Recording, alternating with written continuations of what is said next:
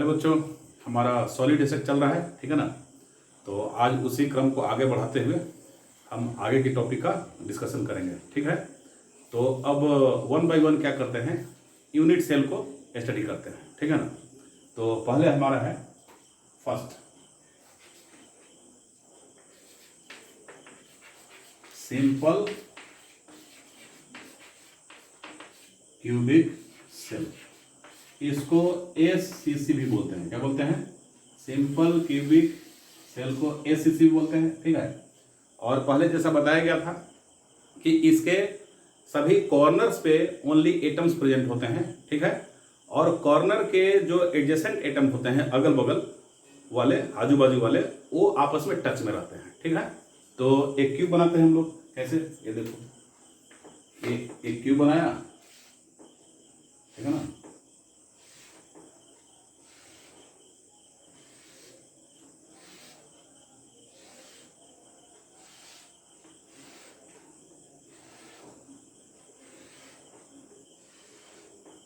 ये देखो, ठीक है। और कॉर्नर के एटम, कॉर्नर पे जो एटम है वो आपस में क्या रहेंगे? टच में रहेंगे, ठीक ना, जहां जहां रहेंगे, ठीक। तो इस डिस्टेंस को हम क्या बोलेंगे? ये मान लो कि ये आर है, ये भी आर है। अब पूरा डिस्टेंस क्या था? एज लेंथ है। पूरा डिस्टेंस तो एज लेंथ ए है, ठीक है। मतलब हम बोल सकते हैं ए इक्वल टू 2r, ठीक।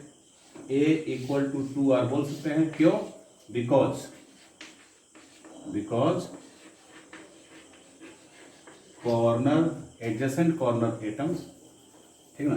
एडजेसेंट कॉर्नर एटम क्या होते हैं? टच में होते हैं। बिकॉज एडजेसेंट कॉर्नर एटम्स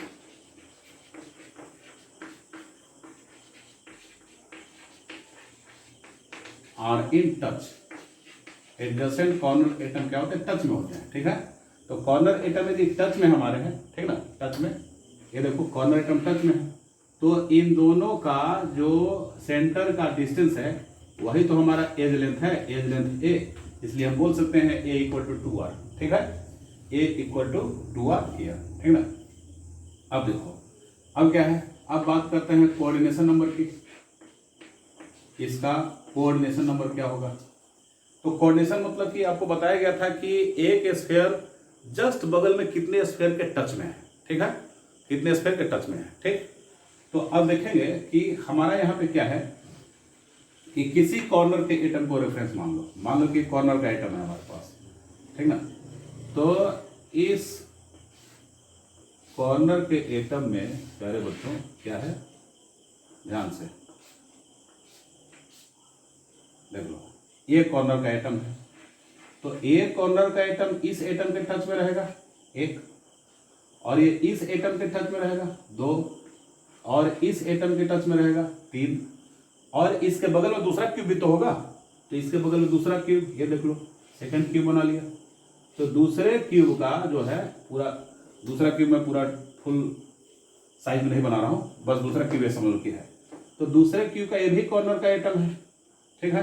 तो ये भी डायरेक्ट टच में रहेगा, ये डायरेक्ट टच में नहीं रहेगा क्योंकि ये तो नेक्स्ट हो जाएगा, ये जस्ट है बगल में।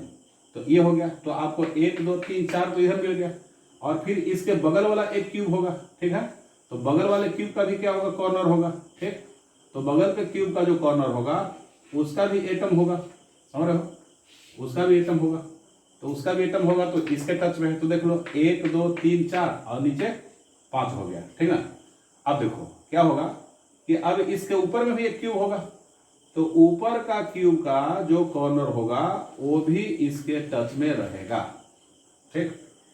ऊपर जस्ट इसके ऊपर में तो क्यूब होगा, ठीक। ऊपर मान लो ये वाला क्यूब, इसके ऊपर जस्ट ये वाला क्यूब जो है, ये वाला क्यूब जो इसके ऊपर में है, तो उसका भी तो एक कॉर्नर का आइटम है, जस्ट एडजेसेंट होगा वो।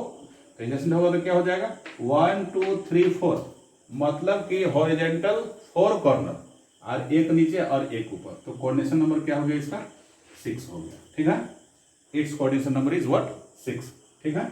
अच्छा चलो, अब इसका निकाल लेते हैं, क्या पैकिंग फ्रैक्शन निकालने की कोशिश करते हैं। तो पैकिंग फ्रैक्शन इक्वल टू क्या होगा? पैकिंग फ्रैक्शन इक्वल टू इसका हो जाएगा, मतलब जेड इसका क्या है? जेड तो आपको बताया गया था, पहले ही जेड डिस्कशन कर चुके हैं। जेड के बारे में देख लो प्रीवियस वीडियो। जेड मतलब कि 1/8 इसका कंट्रीब्यूशन, 1/8 इसका कंट्रीब्यूशन, तो सभी कॉर्नर का 1/8 कंट्रीब्यूशन है, तो 1/8 और टोटल कॉर्नर क्या है 8 है, तो Z1 मतलब कि 8 एटम तो कॉर्नर पे लगे हुए देख रहे हो, लेकिन वो इफेक्टिव 1 एटम के बराबर हो रहा है। एक यूनिट सेल में क्या हो रहा है, एक ही एटम प्रेजेंट है, मूल रूप से देखा तो ठीक है। तो पैकिंग फ्रैक्शन इक्वल टू क्या हम देख लेंगे, टोटल वॉल्यूम, तो 8 एटम है, इसका वॉल्यूम क्या हो जाएगा 4/3 pi are cube divided by क्या हो जाएगा ए क्यूब, ठीक, ए क्यूब। अब ए इक्वल टू क्या है 2r, तो अपन क्या कर सकते हैं इसको 4/3 pi are cube divide by 2r का क्या हो जाएगा क्यूब हो जाएगा, ठीक है, 2r का क्यूब। तो ये आपको सोल्व करके क्या आएगा, ये सोल्व करके आ जाएगा, अब देखो ये आ जाएगा π/6 सोल्व करके आएगा, आपको यहाँ सोल्व करोगे तो क्या होगा π/6 आएगा। अब π/6 मतलब होता है 0.52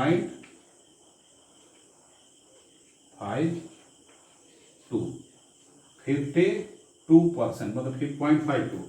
तो पैकिंग एफिशिएंसी क्या हो जाएगा, पैकिंग एफिशिएंसी परसेंटेज में होता है, इसको 100 से मल्टीप्लाई कर लो तो 52% इसका क्या हो गया पैकिंग एफिशिएंसी होगी, ठीक है ना।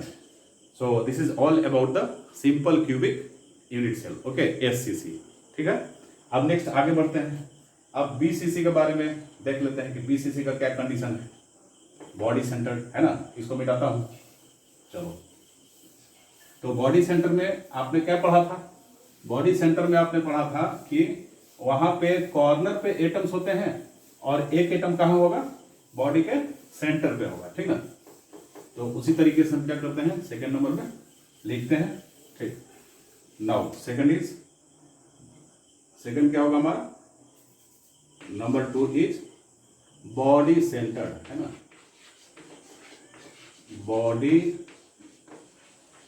सेंटर्ड क्यूब, सेकंड है बॉडी सेंटर्ड क्यूब, ठीक। तो बॉडी सेंटर्ड क्यूब इसको बोलते हैं BCC, क्या बोलेंगे BCC। जैसा कि बताया आपको कि एक रहेगा बॉडी सेंटर पे और बाकी कहां रहेंगे, बाकी रहेंगे कॉर्नर पे, ठीक ना। देखो ये हो गया,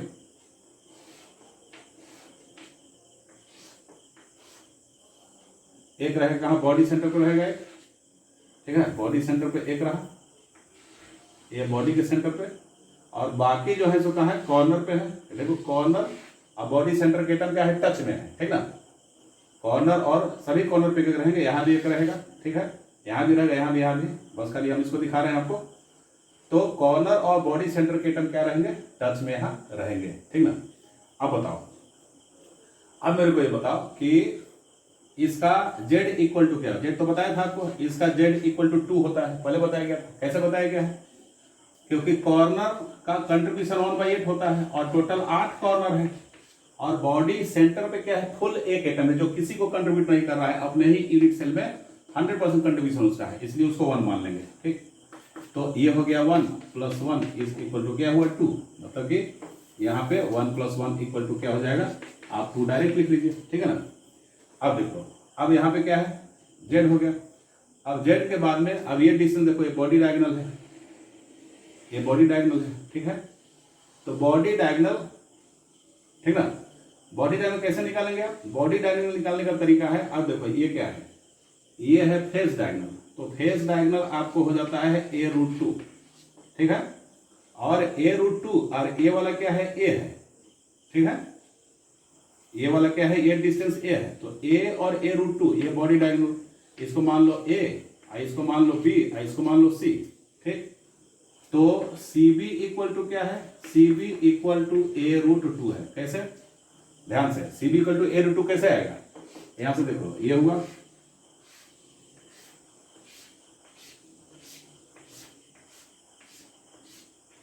ये देखो। अब हम इस फेस डायगोनल का निकाल लें या इस फेस डायगोनल निकालें, तो ये A है, ये भी A है, तो ये फेस डायगोनल क्या हो जाएगा, इसको मान लो A, ठीक ना, या इसको मान लो C, D और E। तो D और E क्या है, फेस डायगोनल, तो पाइथागोरस थ्योरम के हिसाब से ये राइट एंगल ट्रायंगल हुआ, तो राइट एंगल ट्रायंगल में क्या हो जाएगा, यहाँ पे आपको CD मतलब ये फेस डायगोनल जो हो जाएगा, ठीक है, चलो यहाँ सी बी यदि आप माने हैं तो इसको सी बी ही मान लीजिए। ये क्या है, ए सी मान लो और इसको क्या मान लो, बी मान लो, और इसको मान लो क्या, ए मान लो। चलो सी बी, तो सी बी इक्वल टू क्या हो जाएगा, C B equal to A square plus A square, A square plus A square क्या क्या हो जाएगा, रूट अंडर हो जाएगा।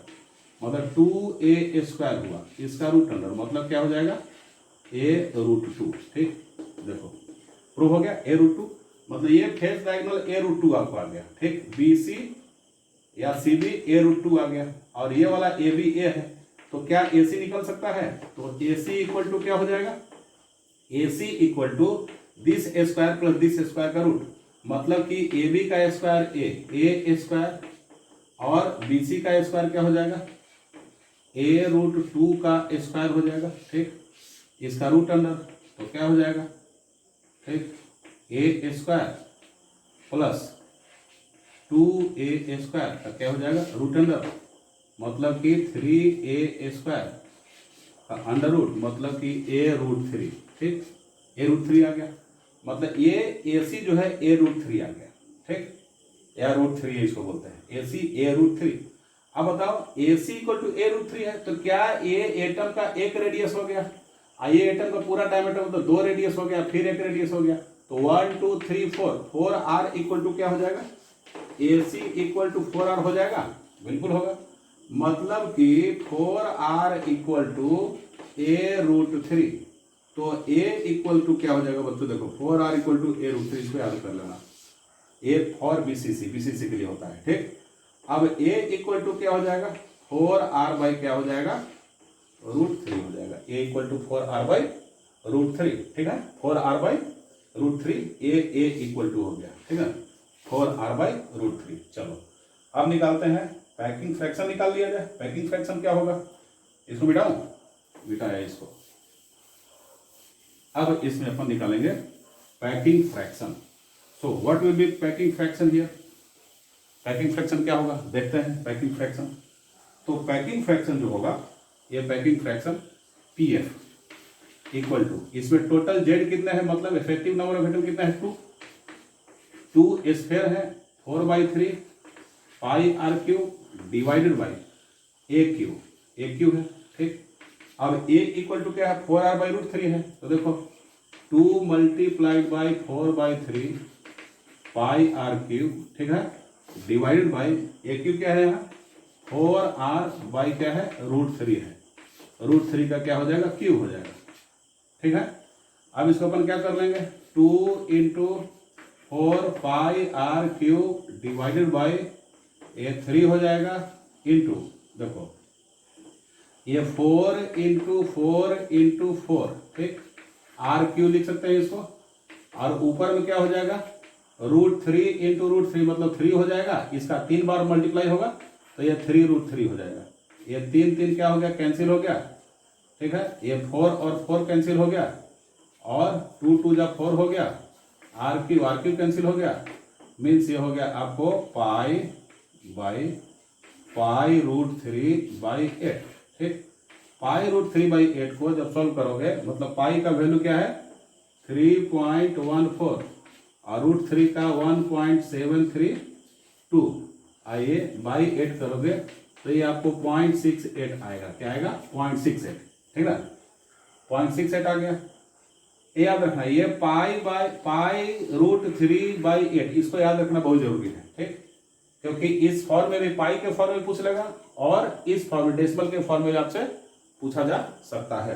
ठीक, ये डेसिमल के फॉर्म में आपसे क्या हो सकता है, पूछा जा सकता है। ठीक है, तो जब डेसिमल का फॉर्म पूछा जाएगा तो क्या हो जाएगा, ये लिखेंगे, और इसको भी याद रखना, और सिंपल क्यूब का भी याद रखना, π/6। ठीक, तो ये हो गया पैकिंग फ्रैक्शन। अब निकालते हैं अपन इसका कोऑर्डिनेशन नंबर। कोऑर्डिनेशन नंबर क्या हो सकता है, ठीक, तो कोऑर्डिनेशन नंबर निकालने के लिए एक बार फिर से इस स्ट्रक्चर को देखो, इस कोऑर्डिनेशन नंबर,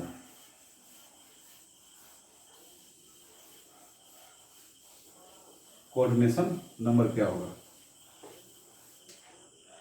तो कोऑर्डिनेशन नंबर ये देखो, एक फिर से बनाया बॉडी सेंटर,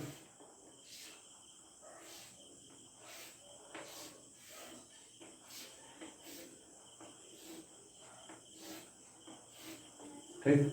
बॉडी के सेंटर का एटम चारों तरफ कॉर्नर के एटम के डायरेक्ट टच में रहता है, इसके टच में, इसके टच में, इसके टच में, इसके टच में, इसके टच में, इसके टच में। ठीक, मैं टच करा के दिखा नहीं रहा हूं क्योंकि फिगर हमारा गंदा हो जाएगा, लेकिन मान लो कि 1 2 3 4 5 6 7 8 ये आठों जो है कॉर्नर इस बॉडी सेंटर के एटम के क्या है, टच में है। ठीक, ऐसे मान लो कि कमरे में एक बड़ा सा बॉल है, ठीक, वो इतना बड़ा बॉल है कि 8 कॉर्नर पे रखे हुए बड़े बड़े बॉल के डायरेक्ट टच में है। ठीक है, तो वो बॉल 8 बॉल से घिरा हुआ है, तो क्या हो जाएगा, 8 बॉल से घिरा हुआ है, तो हम इसको बोलेंगे क्या कि कोऑर्डिनेशन नंबर इसका क्या हुआ, 8 हुआ। ठीक, coordination number, coordination number with respect to body centre, body centre के रेस्पेक्ट में इसका क्या हुआ, 8 हुआ। ठीक, और कॉर्नर के रेस्पेक्ट में क्या होगा बताओ, कॉर्नर के रेस्पेक्ट में क्या होगा, coordination number with respect to body centre और coordination number with respect to corner atom, with respect to corner, body centre atom भी आप लिख सकते हैं इक्वल टू 8 और कॉर्नर एटम इक्वल टू क्या होगा। ठीक, अब देखो ये बॉडी सेंटर के विथ रेस्पेक्ट में तो बता दिया, अब कॉर्नर एटम के रेस्पेक्ट में देखो, अब बताओ क्या एक क्यूब के चारों तरफ, ये जो एक क्यूब है, ठीक है, एक क्यूब जो हमने बनाया इसके चारों तरफ कितने क्यूब पॉसिबल है, 8 क्यूब। देखो एक इधर आगे ले जाओ तो एक क्यूब पॉसिबल हो जाएगा ना, एक क्यूब पॉसिबल है, एक इसके जस्ट पीछे, ठीक, तो यहां पे देख रहे हैं मतलब 1 2 3 और 4, नीचे में 4 क्यूब और ऊपर में 4 क्यूब, और सबका बॉडी सेंटर देखो, ये जो कॉर्नर का एटम रहा इस क्यूब के बॉडी सेंटर के एटम के टच में है, इस क्यूब के बॉडी सेंटर के एटम के टच में है, और इस क्यूब का भी बॉडी सेंटर होगा उसके टच में होगा, इस क्यूब का जो बॉडी सेंटर होगा उसके टच में होगा, और इस क्यूब के बॉडी सेंटर के क्या होगा, टच में होगा, वो पीछे वाला है, ये पीछे वाले क्यूब का होगा। मतलब यह हुआ कि आगे के खुद का जो बॉडी सेंटर है उसके टच में कॉर्नर का एटम होगा। ठीक है, बगल वाले एटम का जो बॉडी सेंटर है उसके टच में क्या रहेगा, कॉर्नर का एटम रहेगा, और फिर पीछे वाला और फिर इधर का पीछे वाला, तो बेस पे 4 और ऊपर में भी 4 हो जाएगा, तो 4 और 4 क्या हो जाएगा, 8, कोऑर्डिनेशन नंबर क्या हो जाएगा, 8। ठीक ना, तो कैसे लिखोगे, यहां समझने के ख्याल से क्या लिखोगे कि corner atom is in direct touch with the body center atom, body center atoms of 8 cubes, कितने क्यूब्स, 8 क्यूब्स का, ये हुआ आपका क्या, कोऑर्डिनेशन नंबर हो गया। ठीक है ना, एक कोऑर्डिनेशन नंबर हो गया। अब हम लोग देखेंगे आगे फेस सेंटर का, ठीक ना, फेस सेंटर, तो फेस सेंटर देख लेते हैं, फेस सेंटर क्यूब एफसीसी,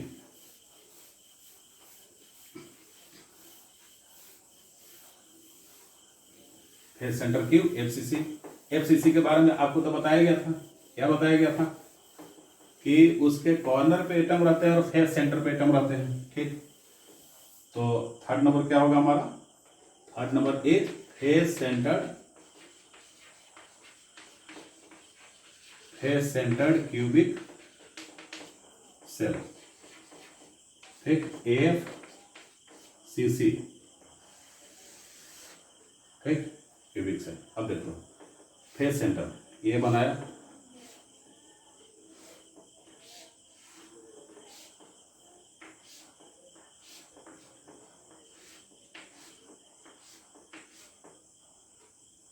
एक कॉर्नर का एटम और फेस का एटम टच में रहेगा। ठीक है, कॉर्नर का एटम फेस का एटम क्या रहेगा, टच में रहेगा। ठीक है, तो कॉर्नर और फेस का एटम टच में रहेगा तो इसका जेड क्या होगा, जेड इक्वल टू, ठीक ना, तो पहले कॉर्नर का 1/8 रहता है और 8 कॉर्नर है, और फेस का कंट्रीब्यूशन आपको बताया था 1/2 होता है, तो फेस कितने हैं, 6 है, तो 1/2 × 6 इक्वल टू, ये 1 हुआ, ये 3 हुआ, इक्वल टू 4 हो गया। मतलब कुल मिला के इफेक्टिव नंबर ऑफ एटम इसमें 4 है। कितने हैं? 4 इफेक्टिव नंबर ऑफ एटम है, ठीक ना। अब देख लो ध्यान से आगे क्या होगा। 4 यदि है तो अब इसमें क्या हम निकालेंगे। अब इसको देख लो, ये फेस डायगोनल है, क्योंकि यहाँ पे एटम है R 2R और R 4R हो गया, ठीक। इसको मान लो A, इसको मान लो B, इसको मान लो C, ठीक। तो BC इक्वल टू क्या होगा बच्चों? BC इक्वल टू 4R होगा, ठीक। अब BC ये वाला A है और ये साइड भी A है, तो BC का एक और फार्मूला आपको मिलेगा। BC इक्वल टू क्या हो जाएगा? A square plus A square, ठीक। मतलब क्या होगा? 2A स्क्वायर, ठीक। मतलब कि A√2। फेस डायगोनल क्या हुआ? A√2 हो गया। मतलब BC यहाँ भी, BC यहाँ भी, मतलब BC equal to 4R, BC equal to A√2। मतलब क्या हो जाएगा? 4R equal to A√2। इसको याद रखिएगा। अब A इक्वल टू क्या हो जाएगा? 4R/√2, ठीक। इसी का यूज करेंगे पैकिंग फ्रैक्शन निकालने में। देखो निकाल लेते हैं पैकिंग फ्रैक्शन क्या होता है। पैकिंग फ्रैक्शन टोटल नंबर कितने हैं? 4 है ना। 4 इंटू, चूंकि एटम गोला स्फेयर है तो 4/3 πr³, ठीक, डिवाइड बाई A³, ठीक। तो A³ डायरेक्ट लिख देते हैं। A³ क्या हो जाएगा? A³ जो है यहाँ पे 4R हो जाएगा, 4R/√2 का क्या हो जाएगा? क्यूब हो जाएगा, ठीक है। अब अपन इसको लिखेंगे क्या? 4 इंटू 4 πr³ डिवाइडेड बाई 3, ठीक, multiplied by 4 into 4 into 4 R³, ठीक। ये 3 बार √2 तो ऊपर चला जाएगा, ठीक है। तो ये हो जाएगा 2√2, ठीक है। अब देखो 2 4 कैंसिल हुआ, ठीक है ना। 2 4 2 R³ और R³ क्या हो जाएगा? कैंसिल हुआ। और ये 2 2 क्या हो जाएगा? 4। मतलब ये हो जाएगा π√2/6, ठीक। ये भी लिखेगा। और क्या लिख सकता है?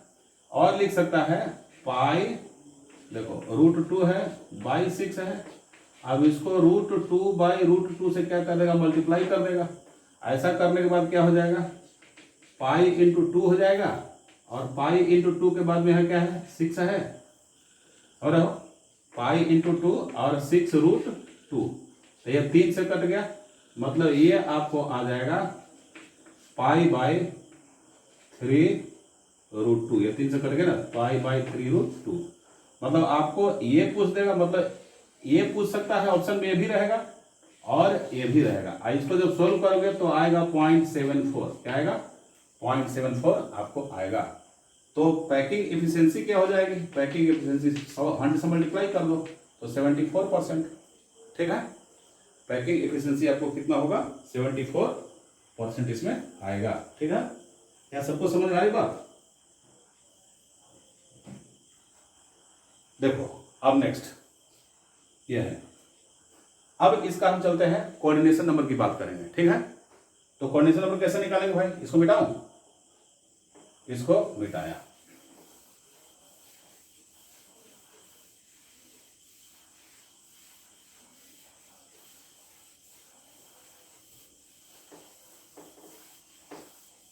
कोऑर्डिनेशन नंबर क्या होगा? इसका कोऑर्डिनेशन नंबर देखो, FCC को अपन एक बार फिर से बनाए तो कैसा होगा?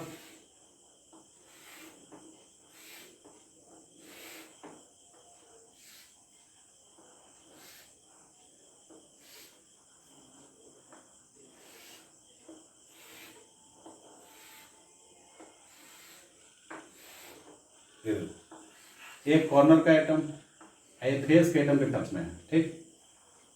तो कितने फेस इसमें आ सकते हैं? एक ये भी फेस सेंटर है, दो फेस सेंटर, ठीक है। और एक और क्या हो जाएगा? 1 2 और एक पीछे वाला। मतलब कि एक क्यूब का 3 फेस सेंटर। ध्यान से ये देखो, मान लो कि एक कॉपी क्यूब है, तो क्यूब है तो एक कॉर्नर कितने फेस के टच में रहते हैं? 3 फेस के टच में। एक ये फेस है, एक ये फेस है और एक ये फेस है, ठीक है। तो 1 2 और 3 फेस हो गया हमारा, ठीक है। 3 फेस हो गया।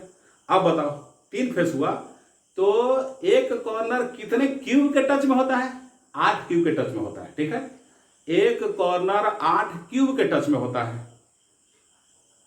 तो 8 क्यूब का कितना फेस हो जाएगा, 3 3 24 फेस, ठीक है 24 फेस हो जाएगा। अब बताओ कि जैसे ही यहाँ दूसरा क्यूब स्टार्ट होगा तो क्या ये वाला फेस दूसरे क्यूब के लिए कॉमन होगा, कॉमन होगा ना। मतलब कि एक कॉर्नर का 3 फेस, 8 कॉर्नर का 24 फेस, लेकिन ये सभी फेस जो होंगे एक आगे वाले क्यूब में कॉमन होते हैं, ठीक है। तो 24 फेस से घिरा हुआ है और 24 फेस मतलब कि उसको सीधे हाफ कर दो तो क्या हो जाएगा, 12 एटम उसको घेर रहा है, मतलब कि 12 फेस के एटम घेर रहे हैं, ठीक है। तो इसलिए कोऑर्डिनेशन नंबर क्या हो जाएगा, 12 हो जाएगा, ठीक है ना। तो कोऑर्डिनेशन नंबर क्या हो जाएगा, विथ कोऑर्डिनेशन नंबर, ठीक, with respect to corner atom, corner atom के रेस्पेक्ट में कितने हो जाएंगे, with respect to corner atom, ठीक। तो कॉर्नर एटम के रेस्पेक्ट में क्या हो जाएगा, अब यहां पे एक्सप्लेनेशन लिखो, एवरी कॉर्नर एटम क्या होगा, every corner atom is in touch with 3 face centre atom, 3 face centre atoms, ठीक। And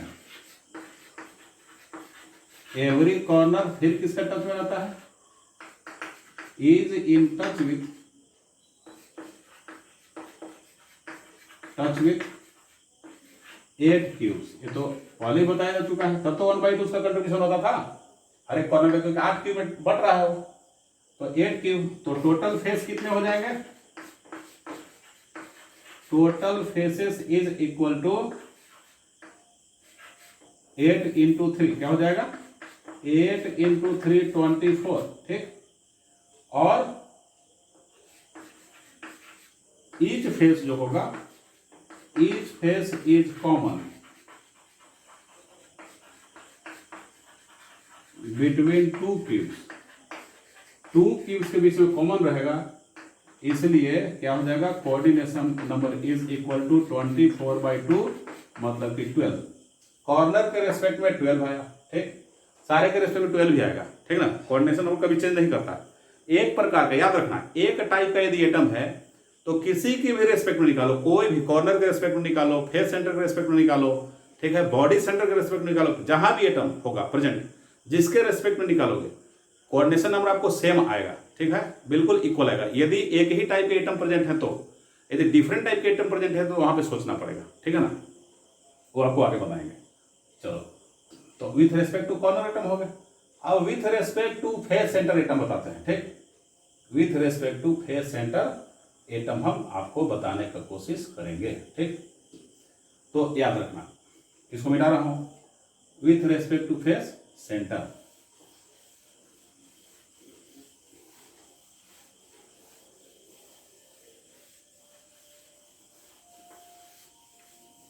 with respect to face centre.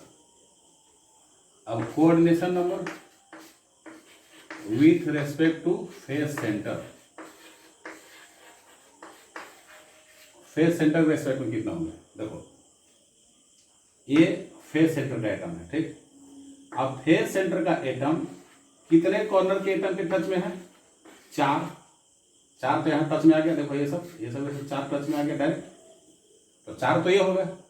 और 4 होने के बाद में अब ध्यान से देखो, अब एकदम देखना ध्यान से, एक फेस कितने फेस के टच में रहेगा, एक फेस, ये एक फेस है, कितने फेस के टच में है, या एक कॉर्नर कितने फेस के टच में है। देखो ये जो फेस सेंटर का एटम है उस फेस सेंटर के एटम के क्या होगा, डायरेक्ट टच में होगा, ठीक ना।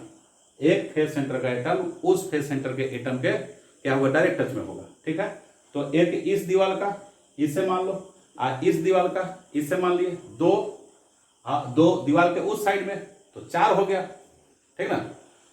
तो क्या हो जाएगा, मतलब कि ये फेस सेंटर इस फेस सेंटर से इस फेस सेंटर से क्या है, टच में है, एक फेस सेंटर के एटम इससे टच में है, इससे टच में है, और 2 पीछे साइड में है, ठीक है, 2 पीछे साइड में क्या है, टच में है। तो कॉर्नर वाला 1 2 3 4 और 1 2 3 4 नीचे और फिर 4 ऊपर, ठीक ना। तो 4, ठीक है, 4 कॉर्नर, 8 और 4 ऊपर, ऊपर वाला भी फेस के क्या होगा, टच में वो रहेगा। ठीक है, 1 2 3 4। तो इस तरीके से coordination number with respect to face centre, ठीक ना, फेस सेंटर के रेस्पेक्ट में क्या होगा, कोऑर्डिनेशन नंबर क्या हो जाएगा, 12 हो जाएगा। ठीक ना, तो इस तरीके से क्या करेंगे हम, इज इक्वल टू 12, ये 12 होगा। ठीक ना, चलो अब इसको मिटाते हैं।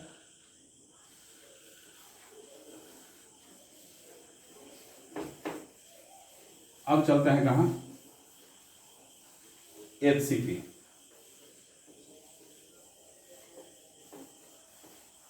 अब फेस सेंटर हो गया, HCP हो गया। अच्छा एक चीज देखते हैं, पैकिंग फ्रैक्शन क्या हुआ। पैकिंग फ्रैक्शन जो हुआ प्यारे बच्चों, आपको मिला क्या, पैकिंग फ्रैक्शन सिंपल क्यूब में मिला क्या, 52 मतलब 0.52। ठीक है, और सिंपल क्यूब, और BCC में कितना मिला 0.68, और FCC में कितना मिला 0.74। देखो सबसे ज्यादा कॉम्पैक्ट स्ट्रक्चर कौन है, मतलब एक पर्टिकुलर वॉल्यूम में ज्यादा कॉम्पैक्टली, ज्यादा ठूस ठूस के भरा हुआ कौन है, ये FCC में। इसलिए FCC सबसे ज्यादा एफिशिएंट क्यूबिक लैटिस होता है। ठीक है ना, तो क्या हो जाएगा, closest packing, closest packed cube, closest packed cubic crystal, cubic crystal कौन है भाई, इसको FCC बोलते हैं। इसीलिए FCC को कहीं कहीं क्या लिख देगा, FCC इक्वल टू कहीं कहीं लिख देगा CCP, ठीक, क्यूबिक क्लोजेस्ट पैकिंग। ठीक, तो CCP लिखे मतलब आपको FCC समझना है। ठीक है, FCC समझना है। ठीक ना, अब चलो HCP की बात करते हैं, हेक्सागोनल क्लोज पैकिंग की बात करते हैं।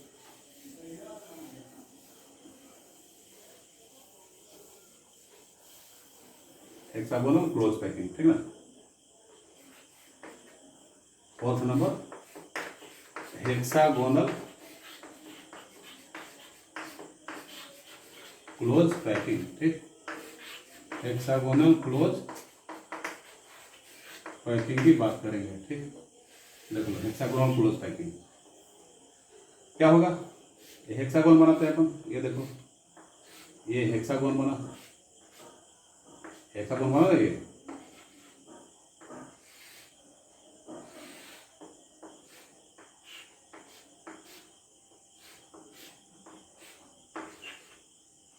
दो फेस पे रहेंगे, बाकी कॉर्नर पे रहेंगे। ठीक है, बाकी एटम कॉर्नर पे रहेंगे, और 3 बीच में होते हैं। ठीक है, 3 बीच में, याद रखना ये कॉर्नर के एटम जो होंगे, ठीक है, क्या होते हैं, कॉर्नर के एटम टच में, कॉर्नर एटम्स आर मतलब एडजेसेंट कॉर्नर एटम, याद रखना बगल वाला, adjacent corner atoms are in touch, एक दूसरे के टच में रहेंगे। ठीक है, और एवरी कॉर्नर एटम, सभी कॉर्नर एटम जो होता है वो टच में रहता है ये सेंटर वाले एटम के। ठीक है, याद रखना every corner atom is in touch with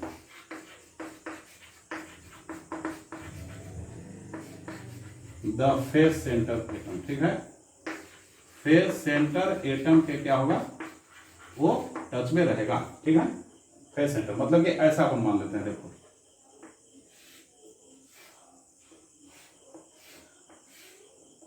ऐसा यदि है तो ये सभी जो होंगे एक दूसरे के क्या होंगे, टच में होंगे। याद रखना इस तरह से, मतलब इसको ऐसे बना लेते हैं, देखो बड़ा बड़ा करके बनाते हैं, ये हो गया, आइए बीच वाला जो होगा फेस वाला भी सब के टच में रहेगा, सब के टच में रहेगा, ऐसे ऐसे सब के टच में रहेगा। मतलब ये ऐसा ऐसा नहीं रहेगा, समझाने के लिए मैं आपको बता रहा हूँ, एक्चुअल में ऐसा रहेगा।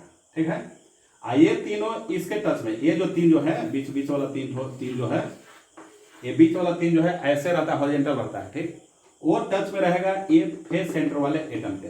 ठीक, फेस सेंटर के वाले एटम के और कॉर्नर वाले एटम के भी टच में रहता है। ठीक, तो मिडिल 3,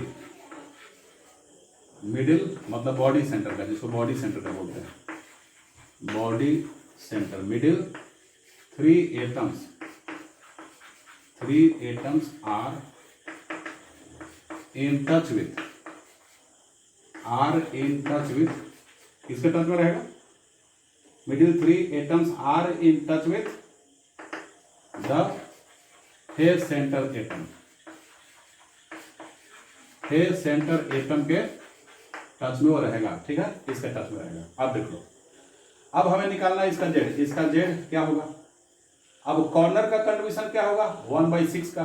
कैसे 1/6 का होगा? ध्यान से इसको निकालने की जरूरत है। ये एडजेसेंट वाले को मिटाता हूं, आप लोग लिख लीजिएगा। तो देखो, एक हेक्सागोन बनाओ, ऐसे ऐसे ऐसे और ऐसे, ठीक। और इसके बगल में क्या हो जाएगा? दूसरा हेक्सागोन बन जाएगा, ठीक है, ऐसे।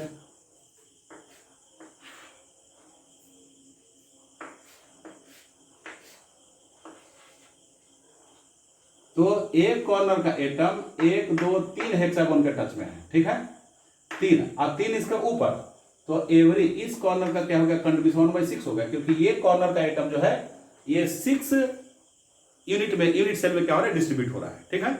तो 6 यूनिट सेल में डिस्ट्रीब्यूट होगा, तो इसका एवरी कॉर्नर का 1/6 क्या होगा? कंट्रीब्यूशन हो जाएगा, ठीक। और फेस सेंटर के एटम का क्या हो जाएगा? 1/2 हो जाएगा। तो 1/6 1/2। अब बॉडी सेंटर तो बिल्कुल 3 है, ये किसी में कंट्रीब्यूट नहीं हो रहा है, तो बॉडी सेंटर का 3 हो जाएगा। तो जेड इक्वल टू क्या हो जाएगा?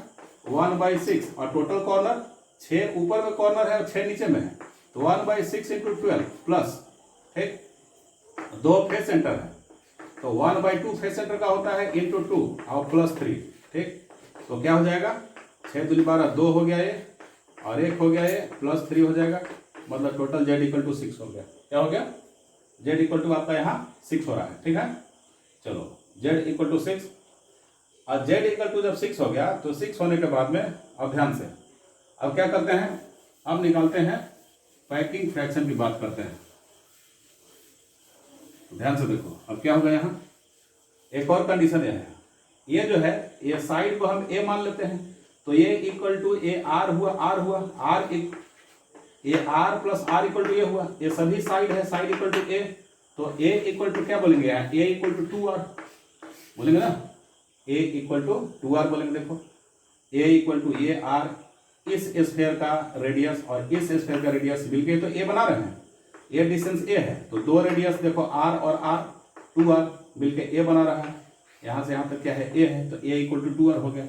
अब देखो, अब निकालेंगे पैकिंग फ्रैक्शन, तो क्या होगा? 6 multiplied by 4/3 pi are cube divided by, ठीक।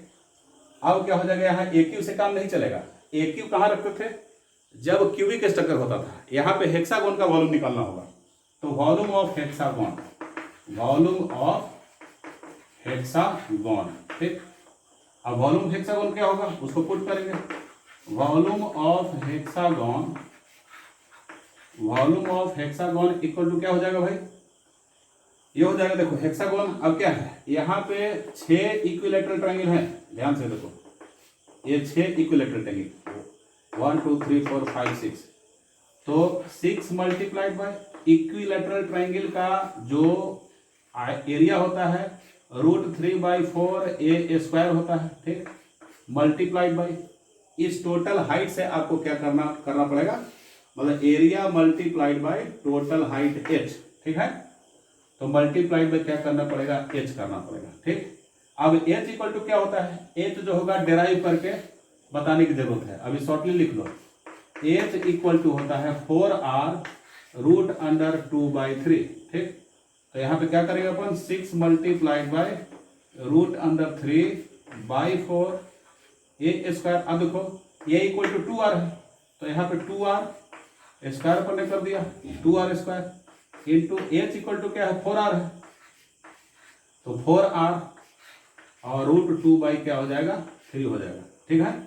4r √2/3 बोलो तो इसको मिटाते हैं, ठीक है। इतना हो गया। अब आगे बढ़ाएंगे इसको, क्या आगे बढ़ाएंगे भाई? आगे बढ़ाने के लिए, ठीक है, तो देखो वॉल्यूम हेक्सागोन क्या है? तो ये हो जाएगा 6 इंटू √3/4 इंटू 2r है तो 4r² इंटू देखो 4r है 4r और √2/3 है तो √3 और √3 कैंसिल, ये 4 और 4 कैंसिल, 6 इंटू 4 24 और √2, ठीक है 24 हो गया और r³ हो गया। ये हो गया वॉल्यूम आपका, volume of hexagon equal to 24√2r³, ठीक 24√2r³। अब देखो, अब पैकिंग फ्रैक्शन निकाल लेना है। कैसे निकालेंगे? Packing fraction is equal to क्या था, 6 multiplied by 4/3 πr³ divided by, ठीक डिवाइडेड क्या हो जाएगा, a³, मतलब वॉल्यूम, a³ नहीं वॉल्यूम इसका, तो वॉल्यूम क्या है 24√2r³, ठीक ये r³ कैंसिल, ठीक 6×4 = 24, 4 और 4 कैंसिल, तो क्या हो जाएगा, एक बार फिर से आपको आ गया क्या, π/3√2, π/3√2, ठीक π/3√2। अब इसी को क्या कर दोगे, π/3√2 को ऊपर में √2 नीचे में √2 से मल्टीप्लाई कर दो, तो फिर से एक बार π√2 आ गया, ठीक है π√2 बाई क्या हो जाएगा, 6 आ जाएगा। देख लो ये आ गया या ये आ गया, दोनों बराबर है, ठीक है इतना इक्वल टू होता है आपको। फिर से एक बार 0.7 को देखो, मतलब कि FCC का पैकिंग फ्रैक्शन और किसका, FCC का पैकिंग फ्रैक्शन और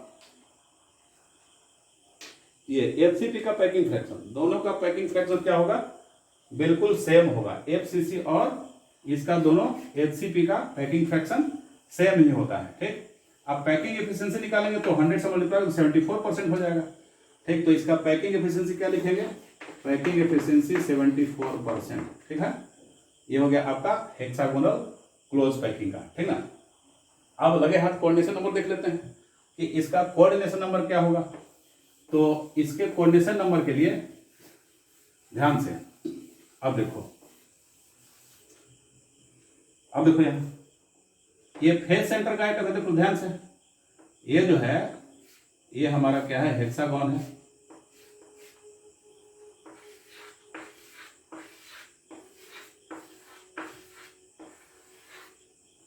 ठीक। ये फेस सेंटर का आइटम है। अब मिडिल में 3 एटम है जो उसके डायरेक्ट टच में है, तो ऊपर में भी तो 3 एटम होगा जो उसके डायरेक्ट टच में होगा। तो देख लो ये डायरेक्ट टच में कितने के हैं, 1 2 3 4 5 6, तो 6 तो फेस सेंटर का हो गया, सॉरी एज सेंटर का, मतलब on the edge, not edge centre, on the edges, on the corner बोलो, कॉर्नर पे क्या हो जाएगा, 6 हो गए, कॉर्नर पे 6, और बॉडी सेंटर पे 3 ऊपर में, अब 3 हो जाएगा नीचे, क्यों, क्योंकि इसके जस्ट ऊपर में दूसरा भी तो हेक्सागोन स्टार्ट होगा, इसके ऊपर में जो 3 होगा, 3 यहाँ पे है, फिर एक यहाँ है, फिर आगे 3 होगा, फिर एक होगा, फिर आगे 3 होगा, इस तरीके से, ठीक। तो 6 ये और 3 ये हो गया और 3 ये हो गया, total coordination number equal to क्या हो गया, 12 हो गया, ठीक है। आज बस इतना ही, ठीक ना, बाकी नेक्स्ट वीडियो में, ओके।